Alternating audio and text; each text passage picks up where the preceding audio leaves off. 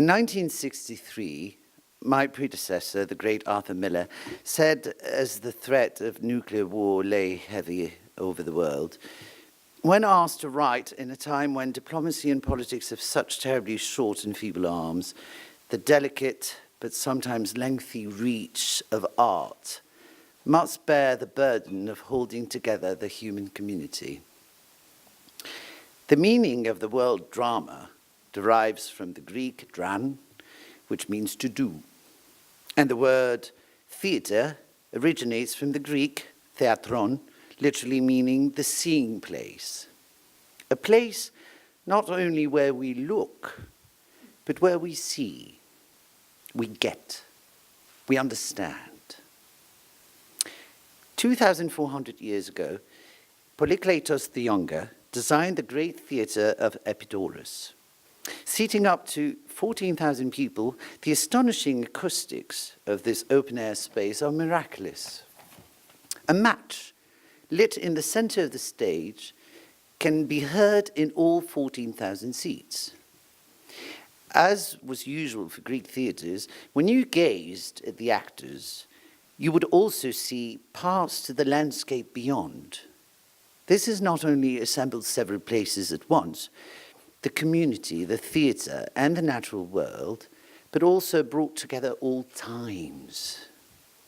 As the play evoked past myth in present time, you could look over the stage to what would be your ultimate future nature. One of the most remarkable revelations of the reconstruction of Shakespeare's Globe in London is also to do with what you see. This revelation is to do with light. Both stage and auditorium are equally illuminated. Performers and public can see each one another, always. Everywhere you look are people. And one of the consequences is that we are reminded that the great soliloquies of, say, Hamlet or Macbeth are not merely private meditations, but public debates. We live in a time when it is hard to see clearly. We are surrounded by more fiction than at any other time in history. Any fact can be challenged. Any anecdote can have claim on our attention as truth. One fiction, in particular, surrounds us continually. The one that seeks to divide us from the truth and from each one another. That we are separate. Peoples from people, women from men, human beings from nature.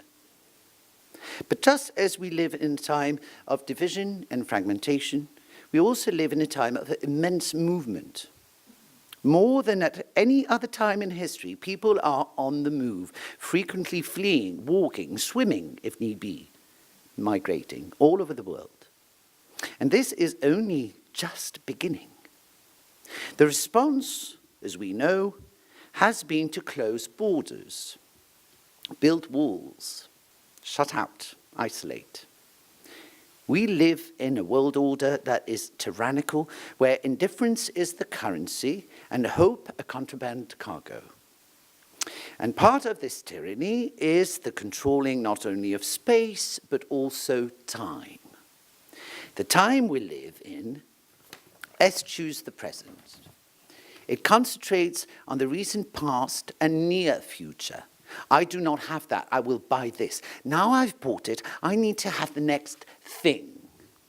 The deep past is obliterated, the future of no consequence.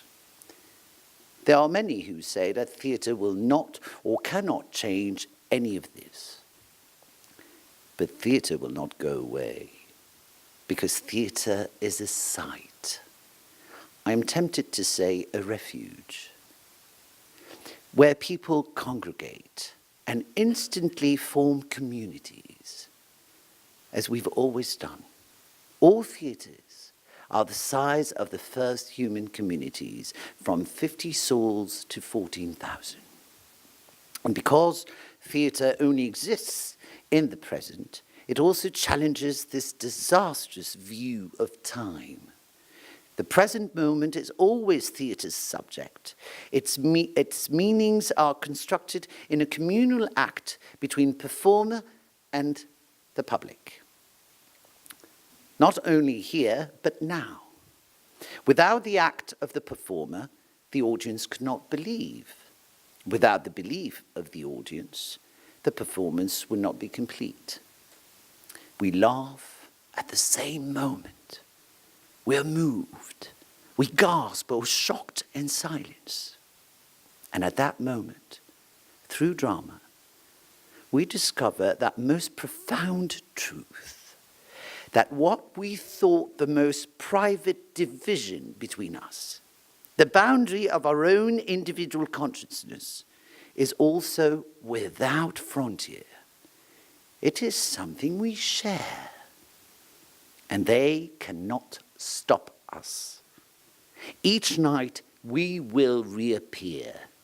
Every night the actors and audience will reassemble, and the same drama will be reenacted. Because, as the writer John Burgess says, deep within the nature of theatre is a sense of ritual return, which is why it has always been the art form of the dispossessed, which, because of this dismantling of our world, is what we all are. Wherever there are performances and audiences, stories will be enacted, which cannot be told anywhere else, whether in the opera houses and the theatres of our great cities, or the camps sheltering migrants and refugees, and all over the world. We will always be bound together, continually, in this reenactment. And if we were in Epidaurus, we could look up and see how we share this with the larger landscape, that we are always part of nature, and we cannot escape it, just as we cannot escape the planet. Thank you.